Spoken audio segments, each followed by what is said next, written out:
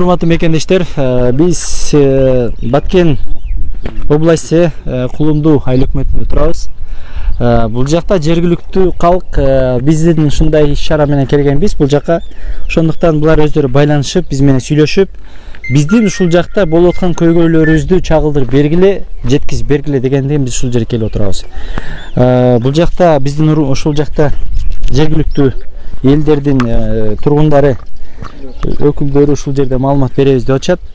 Буларга дагы суроо жооп кылсак, булардан сурасак же булар өздөрүнүн көйгөйүн айтса, биз болушунча жеткизчү жерлерге жеткизсек, маалымат ошолорго так жетсе, ушулардын көйгөйү чечилсе деген максатта биз ушул жерде видео тартып отурабыз. Ассаламу алейкум, урматтуу ушул жердин өкүлдөрү. Сиздер болгон окуяны эмне болуп атат? Талабыңар кандай? Ушул боюнча кыскача маалымат берсеңиздер. Ким? Сиз? Биздин талап эле, урматтуу жетекчилер. Мана шу Кулунду айыл өкмөтүнүн Кулунду айылынын этеги болот. Биягы Тажикстан. Бир гана көпүрөк бөлүп турат.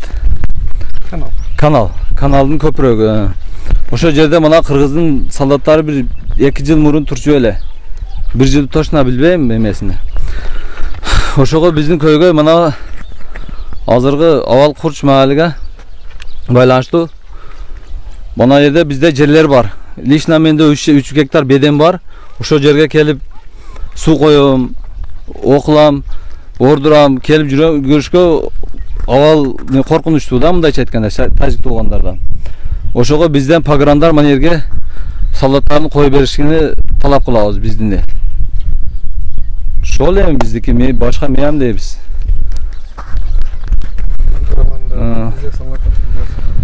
Ошого биздин мына солдаттар туруп берсе, бу жерде ким билет мына контрабанда өтүп кетишин, малын айдап өткөрүп жүрүшү.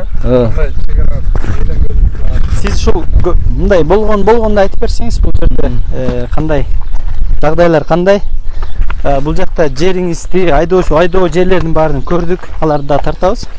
Урматтуу мекендештер, кошумча маалымат, бул суу, бул канал Кыргызстанды бөлүп турчу канал, чегара. Чегара деп айтууга мүмкүн эмес буну. Бул бөлүп туруучу гана канал. Көрүп турасыздар, биздин кошуналарыбыздын солдаттары жана башкалары бүт безопасностьты карап, байрактардан бидилип, өздөрүнүн жерини коргоп турат алар. Бул жак эл өзүнүн бул жакта талабын койгондой кылып туруп, бул жакта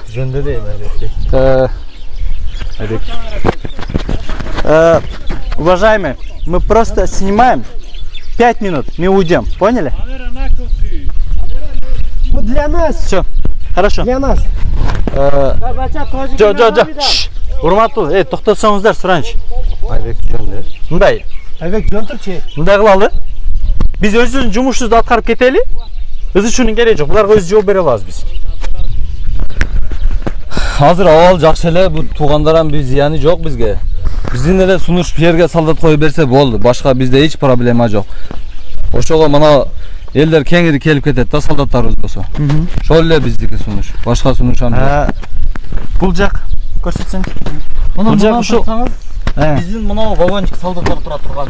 Ичин тартсаңыз абалы кандай экендигин. Булардыкы мына турат, полный заманбап жасалган видео съемкалары менен. Даже бул Кыргызстанды карап бизди тартып турат да. Бизде жок, мына биздин вагончик. Кош келипсиздер. Кебетеси ушул. Эме кылабыз. Кыргызстандын акыбалы ушул күндө турат. Ушундай акыбалда турат азыр. Мурда бул жерде биздин ушул коргоочулары, солдаттары ушул жерде жашаган экен. Да. Биз бул жактын өкүлдөрүнүн мен каалоосуну, талаптарын бир аз түшүнүп турам, бирок булар жанакы айтып аткан сөзүндөй жеткизе албай атат. Урматтуу биздин бийликтегилер, бир гана алдын ала алуу үчүн бирдемке чыгып кетпеш үчүн ушунун баардыгын коопсуздукту алдын ала бирдемке кылып койсо экен деп булар айтып атат. Талап ушундай булардыкы. Ошон үчүн туура түшүнүңүздөр. Жүрүңүздөр, келиңиздер. Ушул Бул жерде кандай турчу мурда канча жылдан бери турбай калды? Биз окуучу кез элек да бияка мал багып келчү элек да. Биякта солдаттар турчу эле бизде, постоянный корупчу, бияка кирген, чыккан барбы карап байкап турчу да. Себеби бизде биякта кыргыздардын дагы айылы бар да. Сада деген айыл ушул жерде жайгашкан. Ушул жерден өтүп чыгабы? Ушул жерден өтүп, мындайынан өтүп барып, туугандарга барып, жолугуп, кайра келчү элек. Карап турчу эле. Жада калса мектепте окучу ушул жерден кыргыздар. Мектептен каттачу, бу жерде мектеп бар, жакын жердечи. Тайыр жолдош орто мектеби, бияктан балдар чыгып окучу. Азыркы күндө билбейм, азыр балдар катта окуйбу, окубайбы. Бизге азыр өтө кыйын да. Бул жерден мен 2011ден 2015ке чейин Тажикстанга барып, өзүм трактористмен иштеп жүргөнмүн. Эч мына солдаттар эмеле тийишпейт эле. Өтүп барып, түнү бир сутка жүрүп, аншактан жакшы элек. Эмне болду? 1-2-3-4 жыл болду да. Шонун ушундай болуп калдык. Эми бул коңшулар мен алдың жакшы болгонбузду өтөчү. Эми түшүнбөйм, азыр бул абал ушундай. Өзүбүздү өзүбүз коопсузданбасак, Мына азыр өзүңүздөр көргөндөй көрдүңүздөр го, мына бул бетте турсак, олордун солдаттары келип алып, неге турасыңар, неге сиз неме тартып атасыңар деп биздин коопсуздугубузга доо кетирип атат. Биздин корккон жерибиз мына могул жерде эгинтигибиз бар, эртең эгинтигин жыйналат, малдарды алып келип кагабыз. Бизден эч ким солдаттар жок бул жерде. Келип смело айдап кетсе эмне кылабыз биз? Алып кирип кетсе мына. Ошон үчүн заранее айтып атабыз, коюп берсин, алдын ала. Бу жерде мындай да көйгөй бар экен да, чек ара бир тараптуу көзөмөлдөн Ооба, мына биздин айтайын деген маселебиз ошол, бир тараптуу мына. Мисалы контрабанда маселеси аябай жок пока, жок. Лелек районунда неме болуп атат, бирок токтогон пока. Кылса ким көзөмөлдөйт? Эч ким жок да караган. Болсо болуп аткандыр, эч ким билбейт да аны. Мусурлар менен бир аз Мусор атайын тосуп турат да.